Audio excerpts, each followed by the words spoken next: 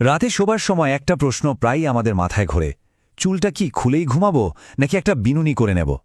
এই ছোট্ট একটা সিদ্ধান্ত কিন্তু চুলের স্বাস্থ্য অনেকটাই ঠিক করে দেয়। চলুন আজ এই ব্যাপারটা নিয়ে সব দ্বিধা দূর করে ফেলি আর জেনে নিই কোনটা আসলে সঠিক। একটা খুব কমন ধারণা আছে যে চুল খোলা রেখে ঘুমালে চুল নাকি শ্বাস নিতে পারে, যা চুলের জন্য খুব ভালো। কিন্তু এই কথাটা কি আসলেই সত্যি? আবার অন্যদিকে অনেকেই ভাবেন যে জট এড়াতে বিনুনি করাই বুদ্ধিমানের কাজ। তো তাহলে কোনটা ঠিক, চুল খোলা রাখা নাকি বেনুনি করা? কোনটা চুলের ক্ষতি আটকায়? ব্যাপারটা কিন্তু একেবারেই হালকাভাবে নেওয়ার মতো না, কারণ রাতের এই একটা ছোট অভ্যাসের ওপরই নির্ভর করছে যে চুল পড়ার সমস্যা বাড়বে নাকি কমবে। তো চলুন আগে দেখে নেওয়া যাক রাতে চুল নিয়ে কি কমন সমস্যা হয়, যা নিয়ে আমরা প্রায় সবাই কম বেশি চিন্তিত থাকে। এরকম কথা কিন্তু প্রায়ই শোনা যায়, তাই না? যে আমি তো চুল বেঁধেই ঘুমাই, তাও কেন চুল ভাঙে? আসল সমস্যাটা কোথায়? যদি মনে ওই প্রশ্ন এসে থাকে, তাহলে বলি এই প্রশ্নটা আরও অনেকেরই। আসলে সমস্যাটা কিন্তু চুলের না, সমস্যাটা হলো আমাদের রাতের অভ্যাসের। দিনের বেলা চুলের যত্ন নিয়ে আমরা যতটা ভাবি, রাতের বেলা ঠিক ততটাই যেন ভুলে যাই। তাহলে আসুন এবার চুল খোলা রাখা আর বিনুনি করার ভালো মন্দ দিকগুলো একটু পাশাপাশি রেখে দেখি।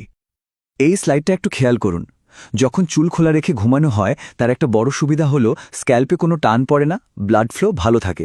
কিন্তু সমস্যাটাও এখানেই, বালিশের সাথে অনবরত ঘষা লেগে চুলের বাইরের স্তরটা নষ্ট হয়, আর তার থেকেই চুল ভেঙে যায়, জট পড়ে।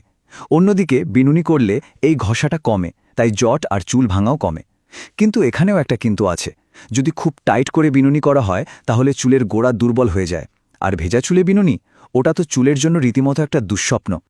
তো এত সব ভালো মন্দ শোনার পর এখন প্রশ্ন হলো, তাহলে সবচেয়ে ভালো উপায়টা আসলে কি? উত্তরটা খুব সহজ। সব দিক ভেবে দেখলে সবচেয়ে নিরাপদ আর ভালো উপায় হলো একটা ঢিলে ঢালা বিনুনি।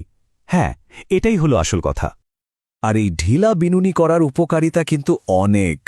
এতে চুল ভাঙা কমে যায়, চুল পড়া নিয়ন্ত্রণে থাকে, ফ্রিজি হওয়ার সমস্যাটাও কমে, আর লম্বা স্বাস্থ্যকর চুল পেতেও এটা সাহায্য করে। আচ্ছা, তাহলে এবার ধাপে ধাপে দেখে নেওয়া যাক রাতে চুলের যত্নের জন্য পারফেক্ট রুটিনটা ঠিক কেমন হওয়া উচিত। রুটিনটা কিন্তু একদমই সহজ। স্টেপ 1, চুল যেন পুরোপুরি শুকনো থাকে এটা আগে নিশ্চিত করতে হবে। স্টেপ 2, মাত্র 1-2 ফোঁটা তেল বা সিরাম চুলে লাগিয়ে নিন। এরপর 3 নম্বর স্টেপ হলো একটা ঢিলা বিনুনি করে ফেলা। আর শেষে নরম একটা স্ক্রাঞ্চি দিয়ে হালকা করে বেঁধে নিন।